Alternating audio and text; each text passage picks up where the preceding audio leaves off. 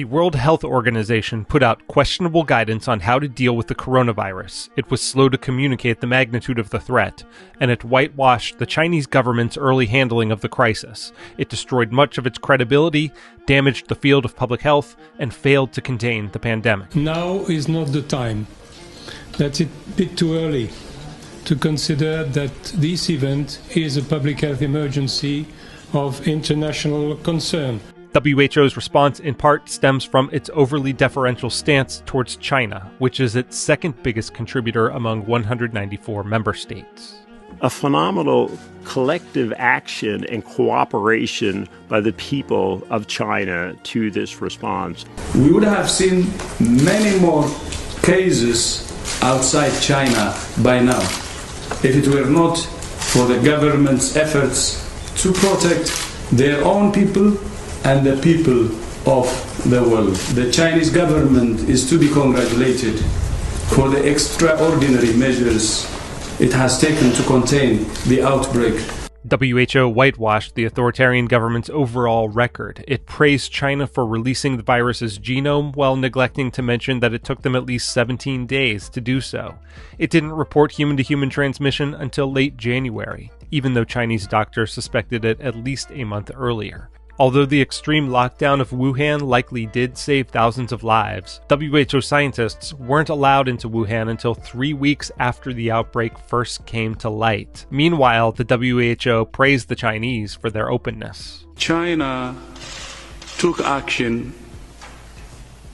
massively at the epicenter, and that helped in preventing cases from being exported. If we say there's a pandemic of coronavirus, we're essentially accepting that every human on the planet will be exposed to that virus. And China have clearly shown that that's not necessarily the natural outcome of this event. As the virus continued spreading across Europe and reached America, WHO recommended that the travel industry maintain the status quo. There is no reason for measures that unnecessarily interfere with international travel and trade. One country that ignored this advice was Taiwan, which also warned the WHO that it suspected the virus was spreading through human-to-human transmission and was ignored.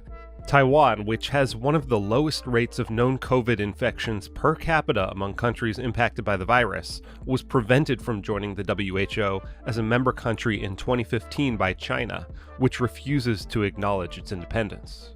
In late March, World Health Organization epidemiologist Bruce Aylward declined to answer a Hong Kong reporter's question about Taiwan, or even acknowledge its existence. Would the WHO consider Taiwan's membership?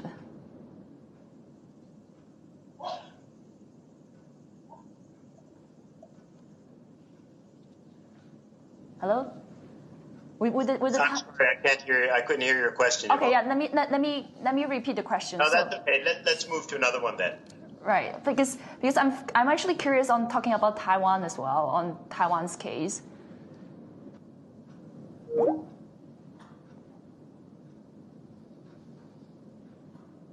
We decided to give Dr. Aylward another call to follow up. And I just want to see if you can comment a bit on how Taiwan has done so far in terms of containing the virus.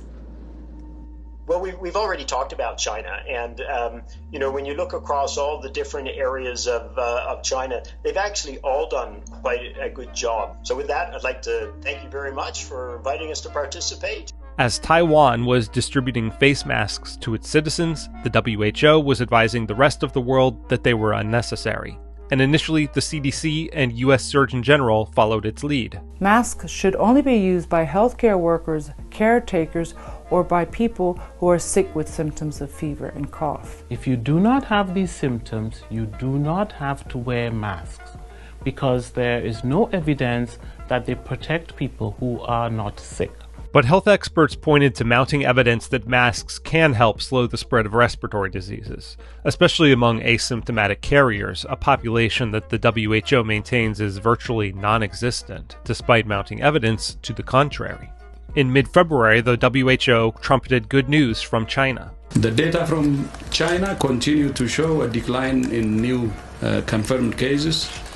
Once again, we're encouraged by this trend. ignoring evidence that it may have been a statistical anomaly, and U.S. intelligence believes that China has entirely misrepresented both case numbers and death tolls according to Bloomberg News. Finally, on March 11th, after Italy was already in full national lockdown with more than 10,000 cases, WHO finally acknowledged the true magnitude of the crisis, declaring a global pandemic. COVID-19 can be characterized as a pandemic. They could have called it months earlier. They should have known, and they probably did know. So we'll be looking into that very carefully, and we're going to put a hold on money spent to the WHO. Donald Trump and other world leaders aren't absolved for their failures by the WHO's bungling of this crisis. But it's important to remember that if the World Health Organization had done its job, the nightmare we're living through might not have happened at all.